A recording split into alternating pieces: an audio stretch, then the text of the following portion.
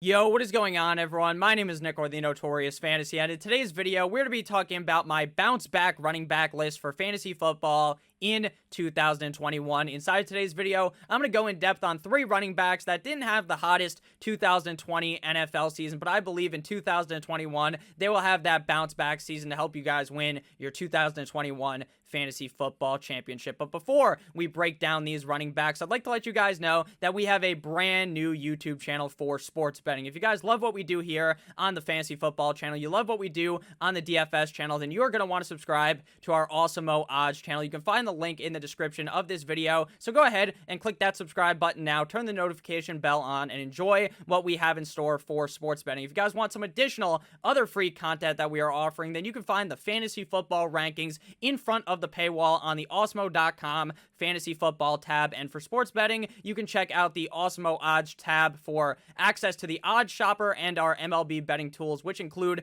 our sports betting model and our player props tool. So make sure you guys check that stuff out. But without further ado, let's get into the video. The first bounce back running back of this video is Ezekiel Elliott, running back of the Dallas Cowboys, currently coming off the board at pick 5.5, running back number 5 off the board. Now, going into last season, basically everyone was touting Ezekiel Elliott as a top 5 running back at the least, with at least top 3 potential at the running back position, and it ended up going south pretty early on in the season after Dakota Prescott ended up getting hurt for the Dallas Cowboys, and then this whole team got sent in a downward spiral.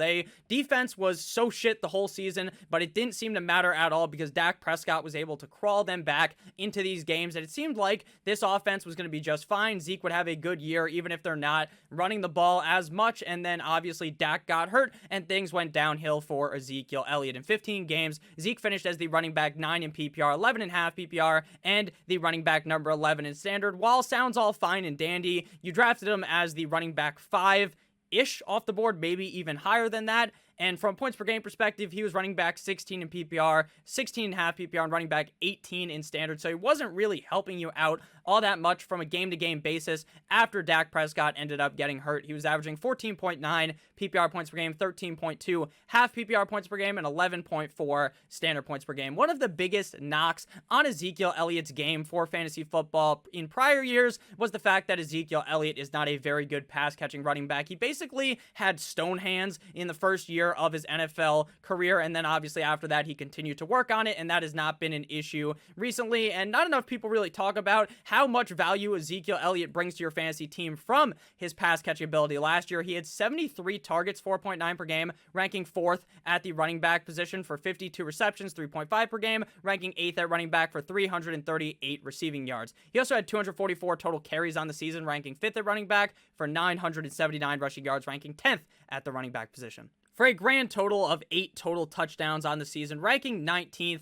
at the running back position. Last year was basically the worst case scenario for Ezekiel Elliott. The defense was terrible. I think they're going to get better. I still don't think the defense is going to be amazing, but Dak getting hurt was really just the nail in the coffin on Ezekiel Elliott's season. He had negative game script all game long. He ranked 27th in game script for the running back position because things were just going terrible for them, and things got even worse because even if the defense was bad with Dak, like I was saying earlier, they were able to crawl back into the game. They were at least able to run the ball at points in the game, but with Gucci, Danucci, Ben DiNucci under center, Andy Dalton, Gilbert under center, things just continued to get worse. They couldn't throw the ball. They couldn't run the ball. They just could do nothing. They were a stagnant offense. But I believe in 2021, with Dak Prescott healthy, we should see Ezekiel Elliott return to the form of the running back that we have seen in the past. And this year, unlike in prior years, he is going at a discount. He is running back number 5 off the board, and I'm going to assume that there are going to be people in your leagues that are worried about Ezekiel Elliott, that are worried about this offense and his bad production last year. But take it aside, throw it out the fucking window, because we know what Ezekiel Elliott is, and he is one of the best running backs in fantasy football if he's healthy and if Dak's healthy. So I believe in 2021, this is probably the easiest call at the running back position, that this will be a huge bounce back year in 2021. Next up, we have running back of the Los Angeles Chargers, Austin Ekeler, ADP running back number 8, overall pick 11.4. Going into the 2020 fantasy football drafts, I was one of the biggest fans of Austin Ekeler. I was touting Austin Ekeler to potentially have a top 5 season because of the skills that Austin Ekeler possesses. He is one of the only running backs in the NFL that, in my opinion, can have one of those years where he gets 1,000 rushing yards as well as 1,000 receiving yards, because this guy is so talented with his hands in the pass catching game. But things went sour really quick for Austin Ekeler. I'm talking week 1, Tyrod Taylor's under center, and for some reason, Tyrod Taylor can't get through his skull that, hey, maybe I should dump the ball off to Austin Ekeler. Maybe if I give the ball to one of the best playmakers on this team, things are going to go well. But instead, Tyrod Taylor's trying to do these checkdowns, but not to the running back, not to Ekeler. He's checking it down to the slant of, like, Keenan Allen. He was basically not doing anything. That was a terrible game for the LA Chargers. But then week 2, something terrible happened, but something great happened for Austin Ekeler. Something bad happened for Tyrod Taylor, because Tyrod Taylor's doctor accidentally injected, I believe, a shot into his lung when it wasn't supposed to go there, and then Tyrod Taylor basically got benched the whole season. He was only out a couple of weeks, but once they saw Justin Herbert under center, they basically were like, you know what, it's time for Justin Herbert to be the guy in LA, and obviously that was the correct decision because Justin Herbert ended up winning Offensive Rookie of the Year. But Austin Ekeler, his resurgence ended up ending week 4 after he had a hamstring strain and a knee hyperextension, which took him out 6 games. So he only ended up playing in 10 games of the 2020 NFL season. And regardless of where you drafted him, even if you got him in the 2nd round, you were probably pretty disappointed because he only played in 10 games, finishing as running back 26 in PPR, 29.5 PPR, and the RB 35 in standard, averaging 16.5 PPR points per game, 13.8 half PPR points per game, and 11.1 standard points per game. Meaning, from a points per game perspective, he was the running back number 11 in PPR, running back 14 in half PPR, and the running back number 21 in standard, tied with Kenyon Drake, Melvin Gordon, and DeAndre Swift. So, obviously not the greatest season out of Austin Ekeler, but can you really blame him because he did end up getting hurt? Once Tyrod Taylor was taken out of the equation, Austin Ekeler was putting up big points week in and week out, and I believe he did this with a head coach that was handicapping his ability to do better. I am a big proponent of hating on Anthony Lynn. I think he deserves a dunce cap. The guy is a certified idiot, and while the offense was still fine and Austin Ekeler did succeed, I believe now in LA is his actual best chance to succeed in his career. There is no running back that can even contend with Austin Ekeler in this backfield. There's no true number 2 running back. If Austin Ekeler was to go down, knock on wood, obviously we're not hoping for an injury. I'm saying he's a bounce back player, so obviously we're not looking for an injury here. He's one of my favorite players to draft this season at the running back position, because there's no true number 2 behind Ekeler. If Ekeler was to go down, then they're going to use a running back by committee. But right now, Ekeler is the running back to own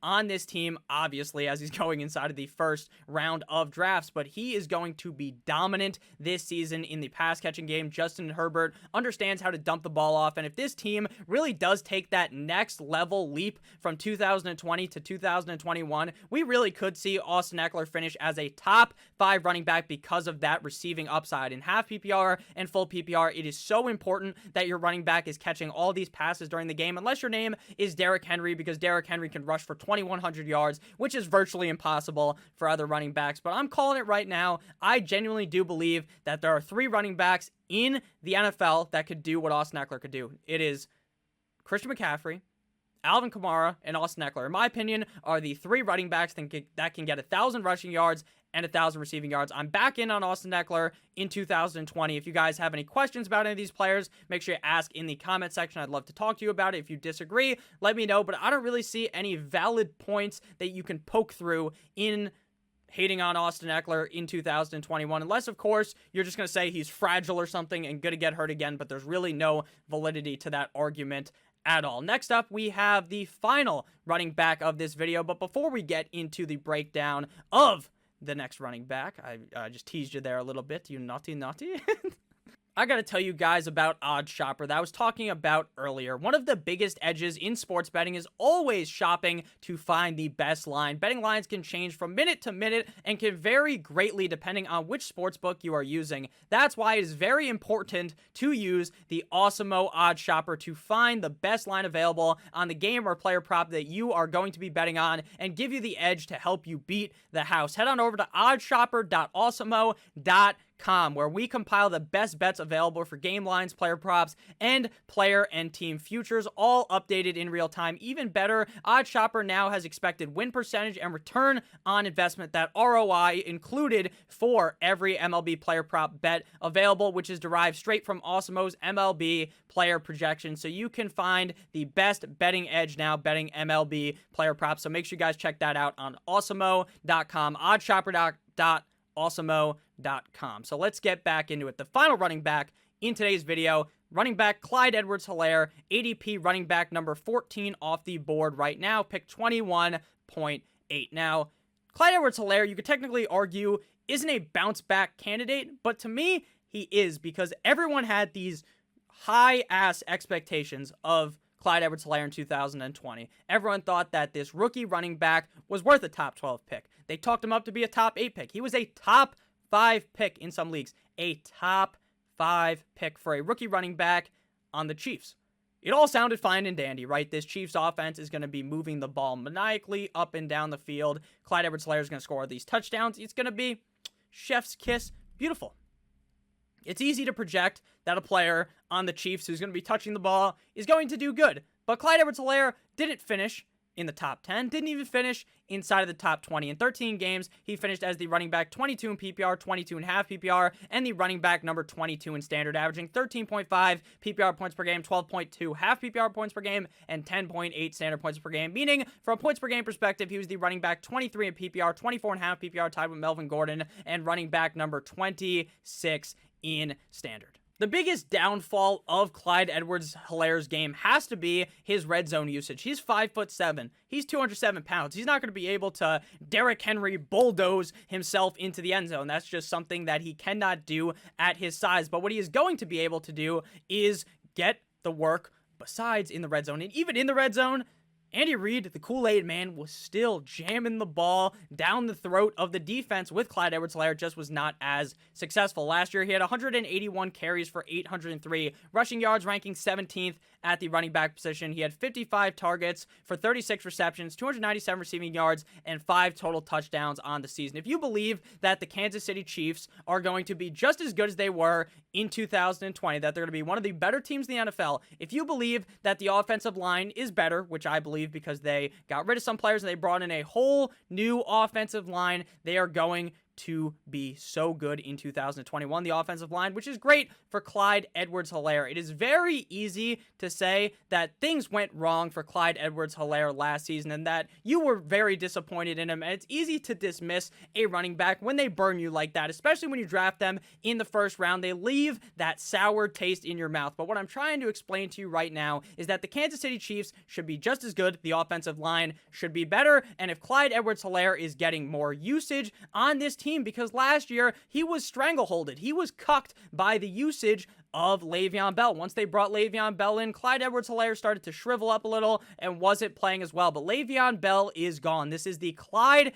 Edwards-Helaire show in Kansas City, and I believe in 2021 we will see what we probably should have seen last season in 2020. So let me know what you guys think down below about Ezekiel Elliott, Austin Ekeler, as well as Clyde Edwards-Helaire. I love you guys all so much. Thank you guys for watching this video. Make sure you follow me on Twitter at NotoriousFNTSY, and make sure that you hit that subscribe button down below on this video. We are almost at 5,000 subscribers. Hopefully we can hit that by the end of the day. I love you guys. Thank you for all of the support I've seen in the comment section recently. I hope you guys have a great rest of your guys' day and stay safe as always. Good boy.